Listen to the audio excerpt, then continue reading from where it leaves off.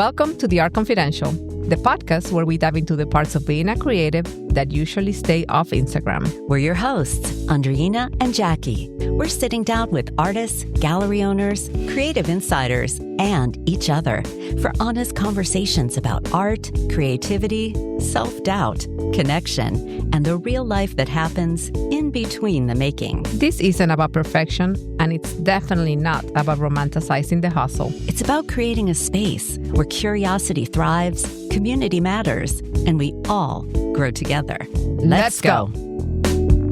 Today, we're sitting down with David Gate, a poet, writer, and visual artist originally from London, now based right here in the Blue Ridge Mountains of Asheville. I actually found David's book, A Rebellion of Care, randomly and started listening to his poems daily. At the time, I was really feeling overwhelmed and his words felt like a big hug. It was exactly what I needed. Then I realized he lived right here in Asheville, found him and stalked him on Instagram, and the rest is history. His work touches me in a way that feels deeply personable and relatable, like he's putting words to things that sometimes we don't know how to say.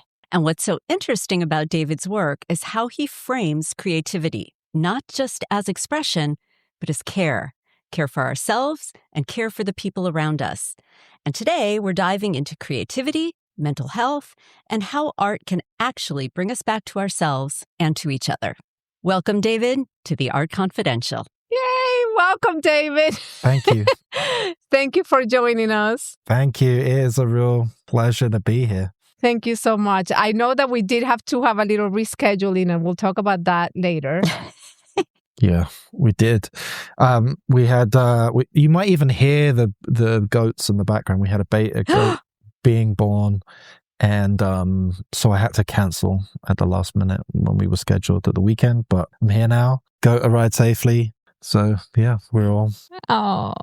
So wait, okay, I was going to save these questions for later, but now it's going to be in my head. So I'm just going to have to ask it. Like, yes. Does the goat have like one baby goat? Or are we talking multiple baby goats? Okay, so usually it's multiple, but actually the goat that had a baby at the weekend only had one very big baby, which is unusual. Usually they have 2 or 3 or 4. Oh, okay. But yeah, they had one. That's so sweet. How many goats do you have? Currently 3 mama goats, and they all just had babies. So I think 7 babies at the moment. Oh my gosh. I feel like I need to invite myself over to you. Yeah, you can come see them. That's all I'm going to be thinking about for the entire interview is the 7 baby goats. Concentrate. Okay, I can do this. This is so beautiful. Anyway, so yes, we did have to reschedule, but we're so glad that you're here. I was actually like, I can't believe he said yes, but I'm very glad that you did because I feel like a lot of what you talk about. Yes. It's also why Jacqui and I started this podcast. So when we started talking through and thinking about guests that we wanted, I told Jacqui, I'm like, oh my gosh, we have to invite David. Like, he's just so amazing. And she had no idea who you were, but she knew that I was obsessed. So she trusted me. Yes. So thank you so much. All right. So let's start back at the beginning on your writing. You actually started out writing songs, not poems. Is that right? Yes. Yeah. I started writing songs when I was a teenager and ended up having a bunch published and got encouraged very early on. You know, that was something I could do and, you know, I was quite good at. And that really, I think that kind of encouragement as a teenager was huge to make me believe that I could write things and create things and that perhaps there were some people out there who would like them. And that was my introduction to kind of sharing artistic work. And how did that translate into poems? Like, did they feel like poems always? But you were making them into songs or? No, I was very, when I was writing songs, I was very focused on writing songs, but I would always write like too much, you know, like in lyric books that would never made it into songs or it just never finished, and I would just accumulate all this stuff. And then kind of in my early 30s, I started to take poetry a bit more seriously for my own kind of development as a songwriter, really. I wanted to kind of get better as a lyricist, and so I kind of took to poetry to do that and I just enjoyed poetry. I enjoyed the process of it, enjoyed writing. Were you in a band? Did you play instruments? Yes, yeah. I was a singer-songwriter, and so most of what I did in my early years was focused within the church environment. So I would write songs and play music in churches and write songs for churches. That's kind of all my early stuff was that. But yes, I was in bands as well and played guitar and a bit of piano and sung. So yeah, I did all of that. Is this in England or Belfast? Okay, so this, both. So it was in England, Belfast, back to England, and then a little bit in America. I kind of did this for a few years in Florida as well, which is how I ended up in America. So you went from Europe to Florida. Yeah. Did you like Florida? I'm just wondering. Because I also lived in Florida for like 20 years, so I have my own feelings about it. Yeah, I mean, I did like Florida. I liked it being warm in February. That was gorgeous. I didn't like, 9 months of 90 degrees. Right. Without having a pool, because I think if you have a pool, it makes life very different in Florida. Mm-hmm. So I didn't like that. I think ultimately, the culture and the climate were not what I wanted to live in. And so, but I have like lifelong friends that I made there and really a lot of fondness for Jacksonville and Duval and the beach there. And yeah, so still go back whenever I can. Oh, that's nice. So then why, if you were in Jacksonville, why Asheville? How'd you hear of Asheville? I'm curious. Well, no one in Britain has ever heard of Asheville, North Carolina. Like it's small enough that it's not really registered on the European consciousness. And so I had never heard of it. And then when we were looking to leave Florida and we were looking to where we want to go, we thought we wanted to move a bit further north. And we were looking at various places, looked at Charlotte, looked at Greenville. And I thought Greenville was lovely. Mm-hmm. I didn't love Charlotte so much. It just felt like another Jacksonville, really. And we couldn't afford to live in New York. We kind of looked at that, but it was impossible. And so we ended up discovering Asheville, North Carolina. And as soon as we came here, just knew that this was the place. It had everything we wanted and loved the mountains, scenery, culture of the city with its art and its music. It punches way above its weight in terms of great food, great beer and spirits. And yeah, just a lot here that And what year was that? 2016. Okay. So we've been here 10 years. So like just a little bit ahead of the big influx that kind of came a few years later. And I came with the influx. Yeah. So, I couldn't wait. I came in 2020 and I couldn't wait to change my license plate because I was like, if people see the Florida license plate, my car might get keyed, right? Because they're just so tired of us. No, we hate Florida drivers here. That seems true. Yeah, I was. We moved in 2016 and just knew that this was the place for us. We have a homestead. We have like an acre homestead here, and this is an amazing place to do that because everything grows here, and there are lots of other people living that life, and so you can interact and learn and share, and all the communal things that excited us. Yeah. So is that what inspired your writing for The Rebellion of Care? Yeah, I mean, I've always been someone who's written about the world I've lived in and what I'm experiencing. And so without doubt, kind of the ethos and culture of Asheville really started to seep into my work. After I'd been here a few years, so probably like 2020, it's when I started to embody more of the values of this place and became a bit more relaxed. And I turned 40 myself at that point, and just kind of locked into what I wanted to do in the second half of my life. And that meant making things and creating things that both being artistically satisfying for me to make and to create, but also express my values, and wanted very deliberately to kind of propagate those values and share them and get them in front of people. So this is the book that we're talking about, Rebellion of Care. I actually borrowed this from Andreina because she said, I love to invite this poet. And I'll be honest with you, I am intimidated by poetry.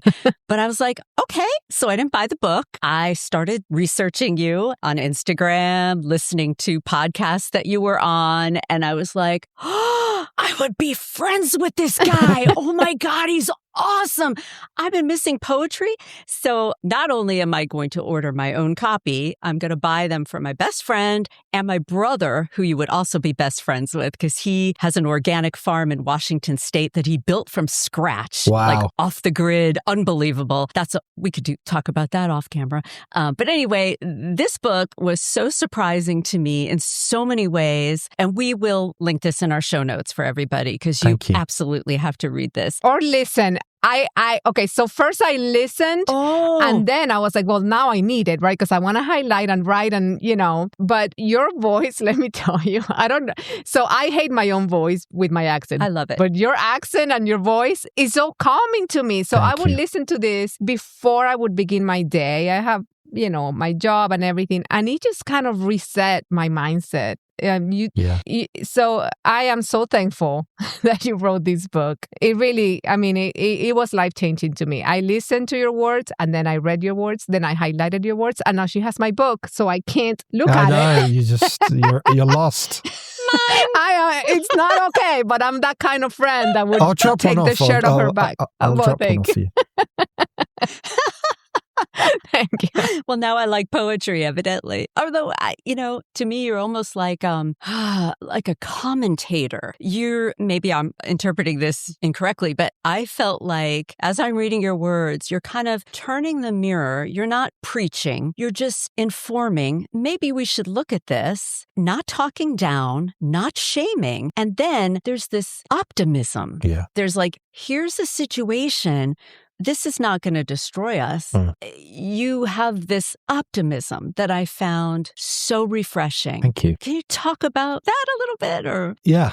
It's hard fought. Like it isn't positive mental thinking. Like it isn't just, seeing the good in everything, or everything's got a silver lining, or, if we think, great thoughts and good things will happen. Not that there isn't a place for that. I think there probably is, but that's not how, the kind of hope that you hear in my work is not from that trying to be positive element. It's really from experience. So it's really from enduring difficulty. It's really from seeing everything in the world that is difficult and painful, and seeing how human beings endure and persevere and keep going and keep caring and keep loving one another. So it's born out of experience of going through pain and going through cynicism, because I think I'm a natural critic. I'm a natural born hater in many ways.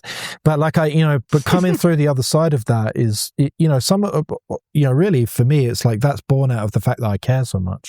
And because I care so much, I get hurt a lot, and feel very sensitive in this world and experience a lot of the pain in this world. But also that, if you can come through some of that, you can get to a more hopeful way of being. And that's what I hope to do in the work. And again, I'm really trying not to preach that, not really trying to tell people, you should be hopeful or positive or whatever. I really kind of get into the dirt and the pain in the book. But I don't stay there, I try and find ways through. Yeah. So for me, what it does for me, you say things in your poetry that are sometimes even for me hard to listen to, right? I also grew up Catholic. I know you grew up different denomination, but in a Catholic household and everything. And I've had my own share of, what does this mean? Where do I fit in? I don't really fit in on this side or that side. And I find myself that way in many areas, right? But for me, your poetry poses real hard questions, but in a way that feels like an invitation. Yeah. It feels like an invitation to think about it, and then to, how do I want to show up in the world now that I know this, now that I've been confronted with this in a beautiful way, because it's not a confrontational, right? It's in a beautiful way. Even when you give her messages on your Instagram, you do it in such an open way that it's inviting the dialogue, right? I know that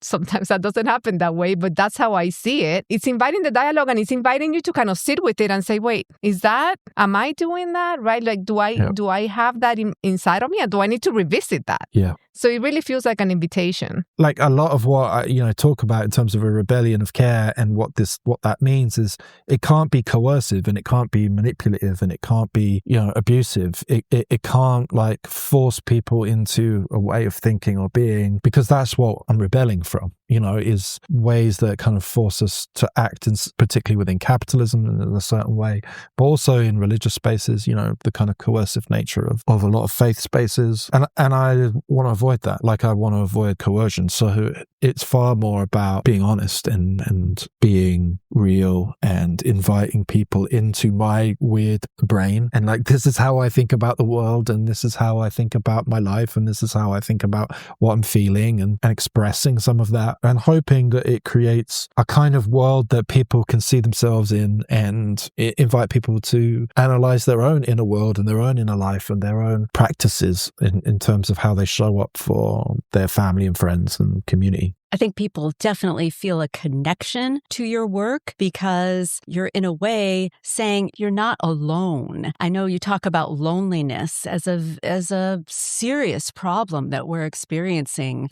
now, but your words kind of say you're not alone in this. Yep. Am I right in that? I know I have felt alone, and then people have told me you're not alone, and that has emotionally not done anything for me. Right. I know I'm not alone, but I feel very alone. Yeah. And so it's, hearing that you're not alone doesn't really do it for me. I kind of have to I have to be able to see my own life and story in someone else's story, which is why art is so amazing. Mm-hmm. And we've all had those experiences where we've heard our own heart in a song, or we've seen our own life in a play or in a movie or in a TV show. And it might be like, a genre that has nothing to do with you. It might be set 1,000 years before you were born. But the human experience is similar. Mm-hmm. And so that's what I wanted to create with the work, is lots of examples of what I've experienced and what I've seen and what I think, and hoping that other people could see themselves in it rather than me just saying you're not alone, which there are one or two times where I do say that directly. I hope I've done it in a way that's kind of creative and interesting. There's a difference between telling and showing. It's like I said, it's an invitation, right? It really is. And, the other thing that I really appreciate that you're doing, I have 2 boys. I'm raising 2 boys. And you talk about the male sensitivity, right? And, one of your poems talks about the only 2 emotions that a boy or a man can feel is being angry or horny, right? And that's it. And how do we normalize feelings in men and in little boys? And, my boys are now teenagers. And it's always something that I've talked to them about. Like, it's okay if you're angry, but it's also okay if you're sad, if you're frustrated, you're anxious, you're overwhelmed with emotion, you are touched, you are inspired, So I love what you're doing there in that space. And you also do it on Instagram, when you show up. So can you talk a little bit about why that's important to you? Yeah, I think that only permissible emotions are kind of like angry and horniness, but like men actually experience everything, right? You're actually experiencing everything. And so what happens is that you'll end up just channeling whatever emotion you're feeling into one of those. So like men tend to, when they're sad, they tend to be angry, and so like that's where sadness goes. But like loneliness tends to like horniness. It's like, this longing for intimacy, this longing for connection. So it gets channeled.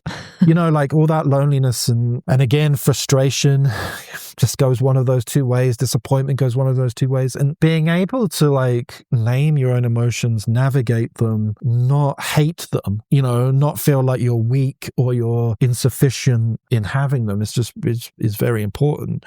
It actually makes you far more powerful. Like it makes you a lot more powerful as a human being if you're able to understand have competency of your own emotional state, being able to regulate, being able to name specifically what the emotions are, understanding your own, how you deal with those emotions, whether or not you're avoidant with them, whether or not, you turn them into fight or flight or fawn or whatever, and you freeze. And so being able to name all of that is really incredibly important. And I would say that a lot of poetry is naming, is just really naming what we see and experience and putting language to things that we sense. And so I would hope that the poetic form of lots of this work would allow men particularly, but also women too, to explore their own emotional life and their own inner being. And you also have this fun poem called Less Panic, More Disco.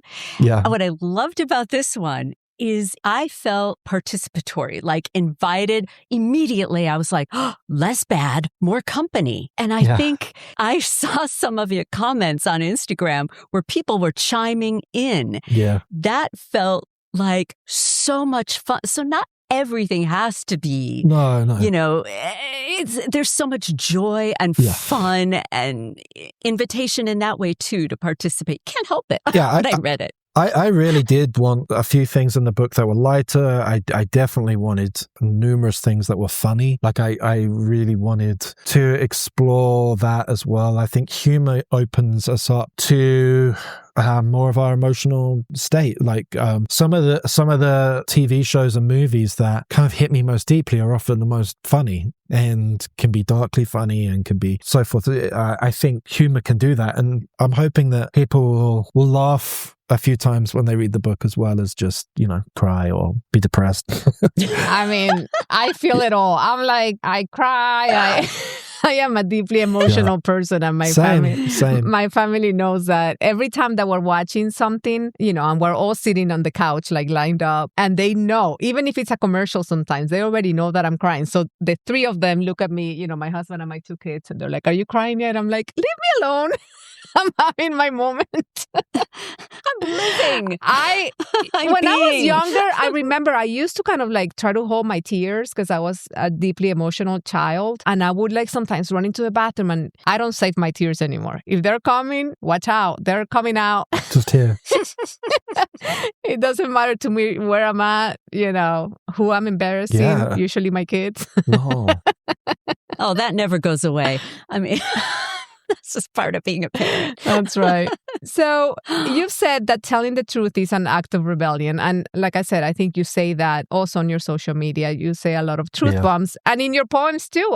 And some of those truths made me uncomfortable because I'm like, wait, he's talking to me directly. I need to kind of revisit this. But why does that feel so relevant right now? And I know we're in a tough time right now, but why does it feel so important right now? I think we are living in an age where everything is incredibly subjective, where we are receiving, news and truth through different means and sources. Like, even with the people you agree with, like I'm kind of picking my news up from, a handful of journalists that I follow and one or two legacy places and, one or two people I trust who aggregate news. And you're probably getting your news from slightly different people. And, and then there are some people who get their news from totally different people that really can't be trusted, and they're doing it anyway. And so, because I think our truth is so fractured, we have to commit to kind of continuing to tell it, especially as artists. I think telling the truth really is the number one thing of what it means to be an artist is that you're trying to tell the truth about something, particularly about how you see and experience and feel the world. You're trying to express that. And so, I would say that any time you kind of sit down and you journal or you write or you create a poem, the goal is truth. The goal is to try and express truth. And do you think that art helps us not only connect to ourselves, sharing our truth, but connect to each other or our community? Yeah. Art, is that language? Yeah. I disagree with, because I have lots of artist friends, and I've been in many discussions about the process of art, and a lot of my friends have the idea that art exists for the artist. And so that all that matters is the thing gets made. I do think that, but I think there is also the act of sharing, I think is the final act of the artist, which is the letting go of something into the world. And so, yes, me writing a poem that's in a book or in a journal or in my notes app or something is in and of itself a creative act and is fine. And that is absolutely a whole real thing in and of itself. But there is one more step of the creative process, which is to let it go into the public realm and into the perception of other people. And that's truly to let it go. And so I think the sharing part of it is, for me, is the essential last step. That's not to say that every piece of work has to be seen or be into the public. And it doesn't mean that things that don't get seen or don't get put out of the world are any, worth any less or any less valuable or anything like that. But I think in terms of the communal role of the artist is a public one. It is something, your role, your kind of task within the community is to share the truth as you see it. Yeah, that final act of sharing, I do think, is really important. Last step, and often the hardest, is, and that never really gets that much easier. Whenever you've done something that feels like it's particularly true or particularly difficult to get to, or it's always a nightmare. Sharing it and letting it go is always painful. Yeah, I think for me, I've always said that art for me is about the connection. That's what it's about. about for me. Same. Like I want to see your reaction when you look at my pieces. I want to know what you think. Like that's important to me. Same. The work is for me to do it, right? Yes. But then I have to remove myself from what happens after I put it out there, right? So that, because I know that doesn't speak to my value. That's somebody else's, interpretation. But that is, to your point, how the cycle closes. I have to put it out there because what I'm looking for is that connection, right? And maybe the connection means that somebody just says, oh my gosh, she painted that. Maybe I could paint too. And to me, that's it. That it reached this goal, right? Like if that's all it does, that if somebody else says, maybe I could paint, or maybe I want to pick up another hobby, or simply I want this in my home. Whatever the response is, that's what closes the cycle of creation for me. Yeah.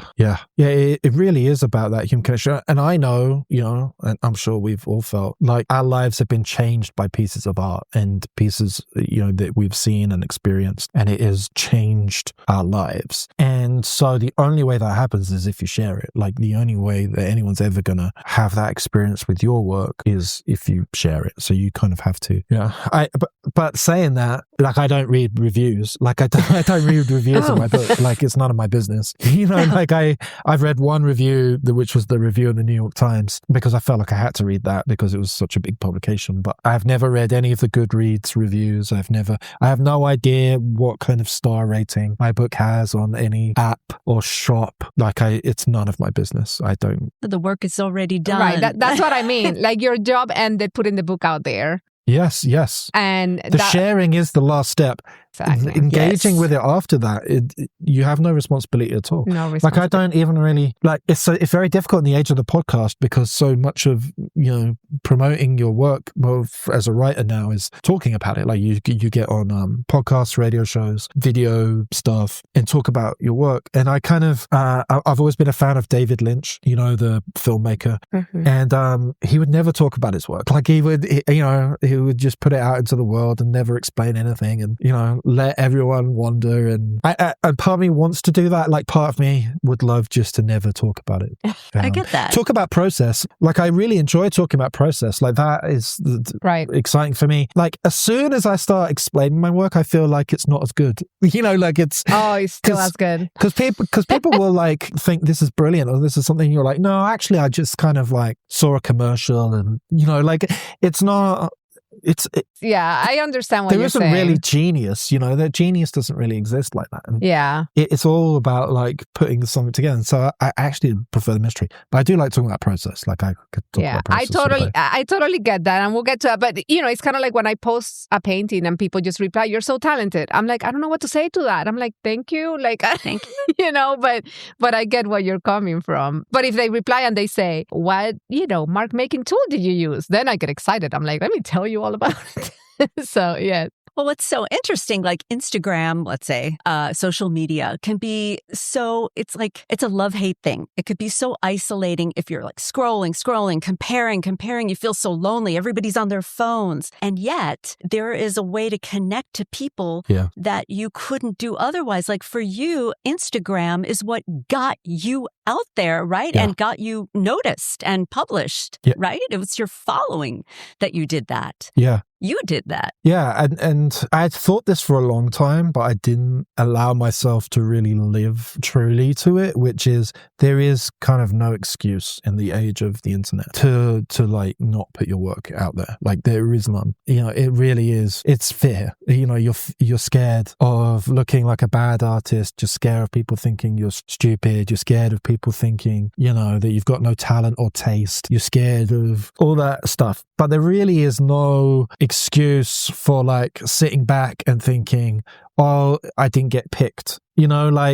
Whereas I think back in the day, in any art form, there was a sense like there was a world of gatekeepers and, poetry gatekeepers, art gatekeepers, gallerists, movie producers, music labels, whoever it was, even radio stations and things like that. Like they had to pick you. Like you had to make your work and then they had to pick you. Whereas that doesn't really exist now. Like, I mean, those people, there are people who have a lot of power, but there is no excuse for you not to make the work you want to make and put it out there. Even if you're making movies, like we're all walking around with a movie making machine in our hands. Like right. it's if you really want to make the work, you can make the work. If you really want to share the work, you can share the work. There's no real excuse. And I knew that for a long time, and I was kind of like still wanting to be picked, still wanting the somebody to discover you randomly. The great and good of the world to look upon me and see my talent and do it for me. And at one point I was just like, well, if I don't do it, there's no excuse. I can't look at myself in the mirror and say that I'm really trying. And so, I started to put things out there on the internet, and your audience is out there. Like, that is, who knows how big that audience is, but it's out there for sure. And if you keep going and keep doing it consistently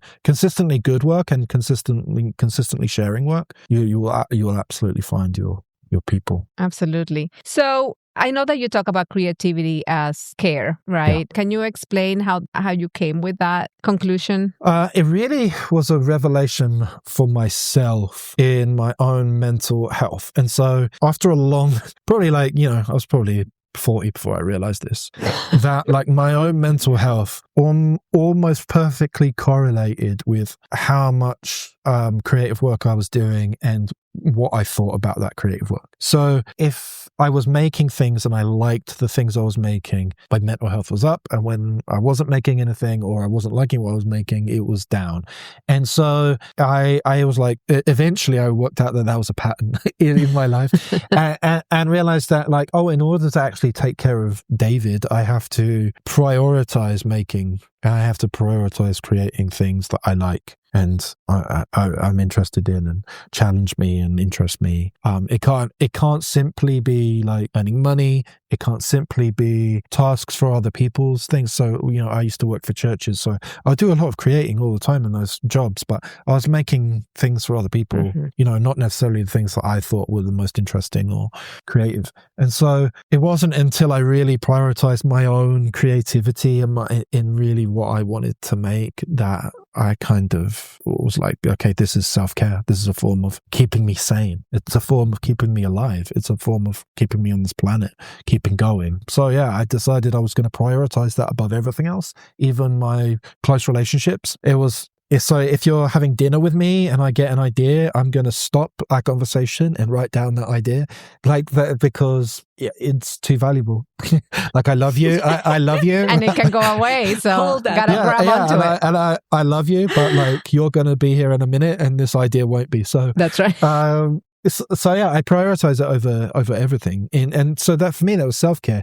And then in that, I began to see the patterns about how it's not just self-care, it's about how to look after other people, which is, so if I'm writing something, I'm writing a piece, I have to work out there's what I think the piece is going to be. But then I have to actually realize like what it actually is. Like what is it actually becoming? Like what are these words and shapes? And it might be something totally different to what I intended. Relationships are like that too. So like if you can let a person show you who they are rather than impose your ideas upon them, rather than trying to create them to be who you want them to be, it's like, that's just one example of the way that I think learning creativity can make you learn how to look after other people. Like it can allow you to just accept what is and what is out of your control and be happy with the results anyway. It's like putting on your own oxygen mask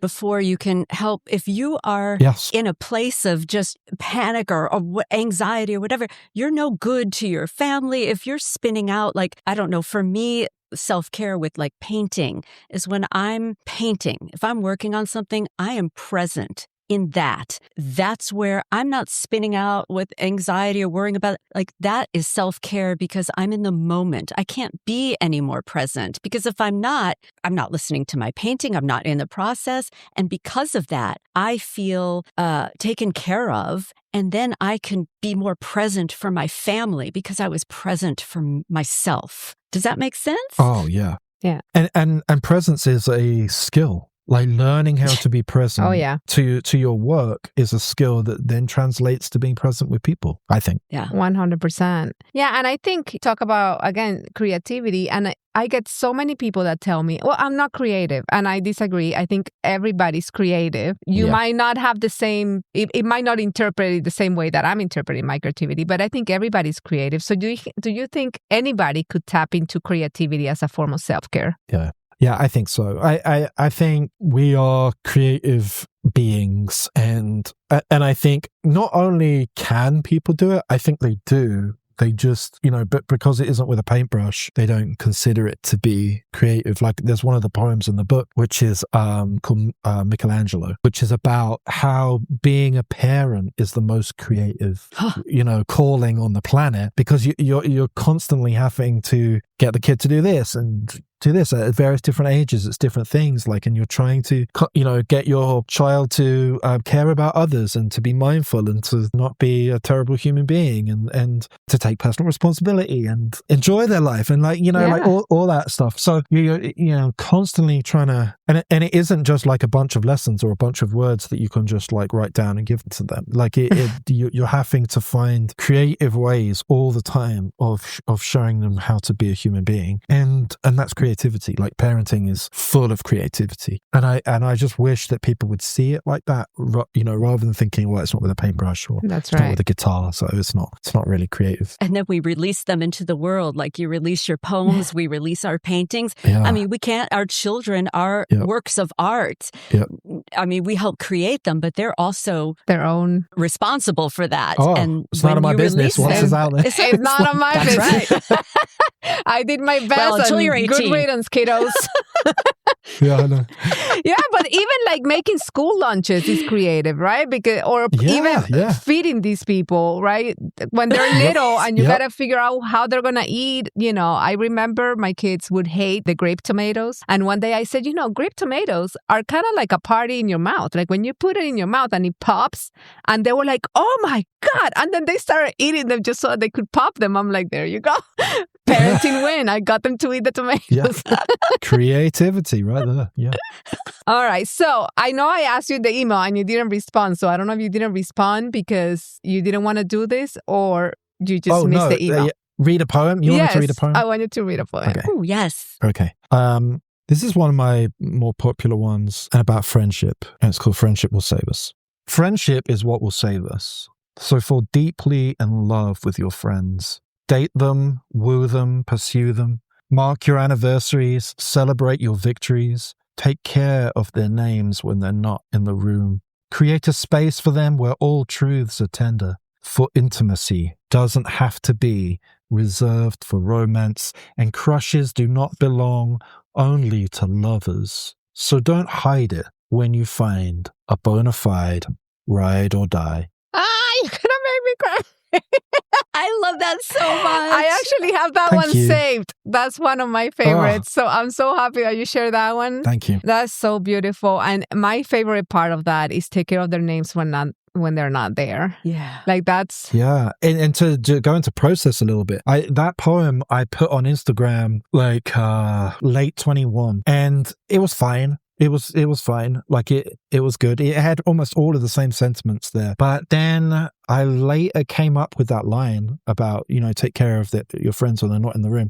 And to me, I thought that's the start of a new poem. That's a great first line of a new poem. Take care of your friends when they're not in the room. But I just thought to myself, if I add it to this poem, it will make, something better than two kind of fairly good poems. I could make one. So it was like a revisiting. It was like going back to an old canvas and adding something. And it reaped its benefits and kind of made a much stronger poem. And so so again, this is one thing I always tell people is use your good ideas.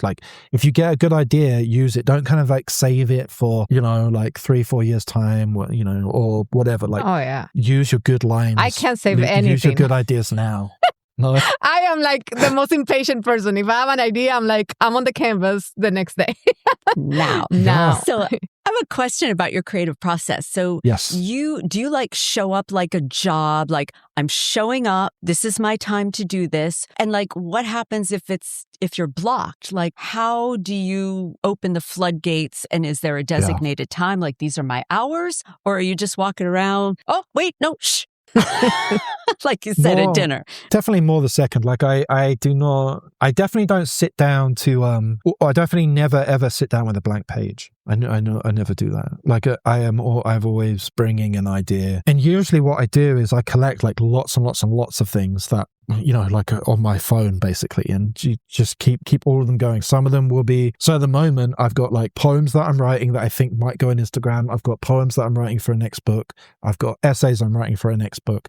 I've got essays that I'm thinking might go, and essays that might go on another Substack. So I've got all like different things going on. And then when I'm interested, or I think, oh, that would be great with that thing, or then I'll add. And then eventually, when I'm like, oh, this needs my time now. Like this needs David to sit down in front of a computer and actually, bring it all together. Like I'm not coming with nothing. Like I'm not like staring at a blank screen wondering what to write or what do I feel or whatever. It's more like, oh, I have all the materials.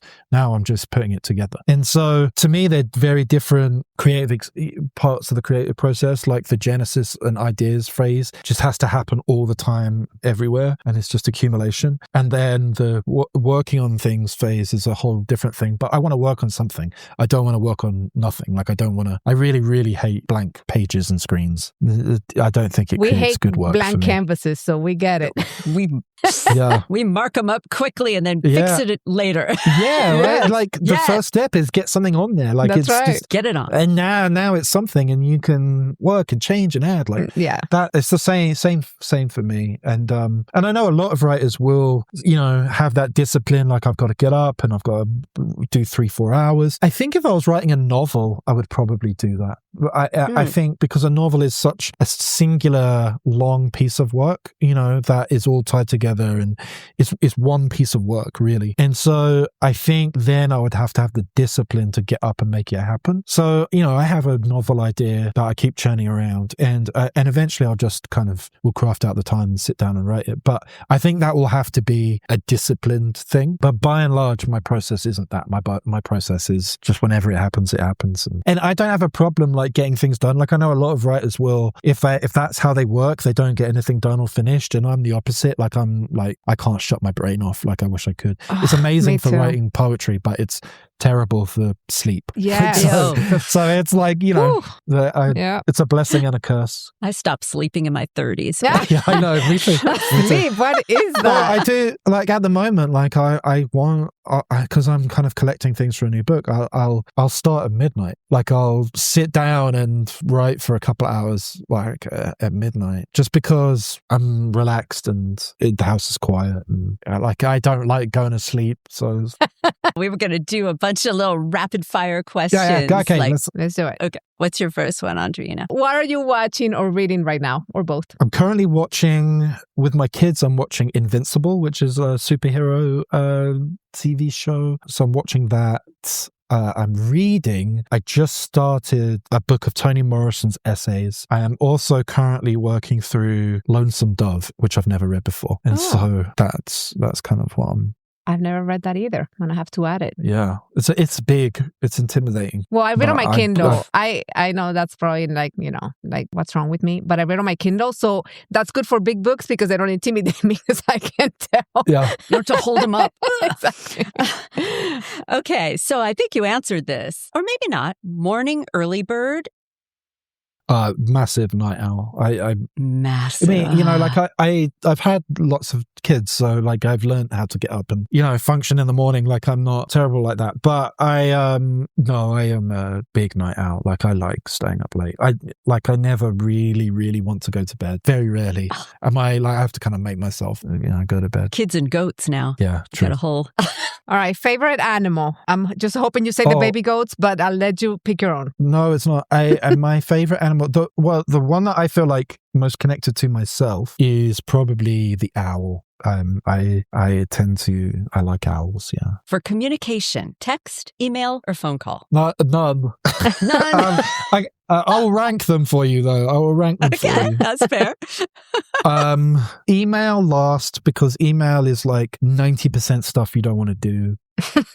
Very rarely you'll get something that you actually like emailing about. So that's last. I would say phone second. I really don't mind being on the phone, but I hate calling strangers. Like I avoid that at all costs. So probably text number one. Same. When you're writing, are you handwriting or are you typing? Typing on my phone most of the time these days. On your phone? Yeah. Like for poems, almost all poems get written on my phone. Wow. And then, occasionally I'll have a pen in front of me and I'll write something down on a piece of paper, but more often than not, it's on my phone. And then I have a typewriter where that's part of the process too, is that like once I'll take something from my phone and type it up on my typewriter, and that can change things. It's just it being in a different form somehow makes you view or perceive the words differently. That can change things. All my essays though are written on computer. Yeah. Favorite brewery in Asheville, and favorite beer? A type of beer, you mean? Yes. Okay. Type of beer is probably IPA, double IPA. Ooh, double. Like that's I like the higher gravity beers. I've always loved wheat beers as well, but Asheville doesn't have loads of good wheat beers. My favorite brewery is Burial. I think they're the best. That's a boring answer, but they are. No, not at all. I think they're opening a new one in excellent. the River Arts District. They're opening a new one. Yes. Yeah, so we can walk. Yeah. So David, now you can come have a we beer can hang with out us and then hang out at the studio with us. And then are you in the same studio? Are we you two are. in the same studio? Same floor. Wow. So you can come a wedge, is that right? Yes. Well, so we're on opposite ends of the hallway in the same building. So if you go upstairs, I'm on the first right and then she's on the far left. But if we get out of our studios, we can see each other and get a beer. And get a beer. Yeah, we're usually not there on the same day. Sometimes we are, but we're usually not because I don't go there every day and she doesn't go there every day. But we love it. We love the wedge. So if you haven't come, definitely come see us. I want to. Yes. Yeah, I will. I have one more question. What would you tell your 10-year-old self now? I would tell him that his sensitivity is strength. Like his sensitivity is a superpower. And to lean into that. Could you tell my 10-year-old self that too, please? While you're at it? I mean, if I have a time machine, I'm probably not going to bother talking to myself. I'm probably going to do more fun things. Right. Like have a beer with us. Exactly. Yep. So, David, could you tell everybody where they can find you, your book? Yes. Everything. Okay, so first port of call is Instagram, where that's kind of where I hang out and share about pretty much everything I'm doing. And that is at David Gate Poet. The next port of call would be my Substack. So if you like kind of my poetry and you want to hear more about what I want to say about the world, where I'm writing a little bit more about culture and politics and things like that, which is also at David Gate Poet on Substack. And then everything that I sell, my book, signed copies of my book, stickers, posters, prints, hand-typed prints of any of my poems you can get from my website, which is davidgatepoet.com. Excellent. Awesome. Well, thank you so much, David. This was so much fun. I am so glad that we got to talk to you. Yeah. Definitely hope that we can meet in person soon. Yes, thank you. Yes, I am. Let's make that happen. Let's please. make it happen. And now I'm so excited because now I hear more books are in the works. So I am super excited. Yeah. So thank you so much. Thank you. Thank you. Thank you, everybody, and we'll catch you on the next episode. Bye. If you are loving these behind-the-scenes confessions, don't forget to subscribe and leave us a rating or a review. It helps The Art Confidential reach more listeners and keeps this creative conversation growing. Follow us on Instagram at The Art Confidential, where you can send us your questions, comments, or future topic requests. We'd love to hear from you. And you can find us personally at By Andreina and at Jacqui Fell for more of our day-to-day creative lives. Thanks for listening, and we'll catch you in the next episode.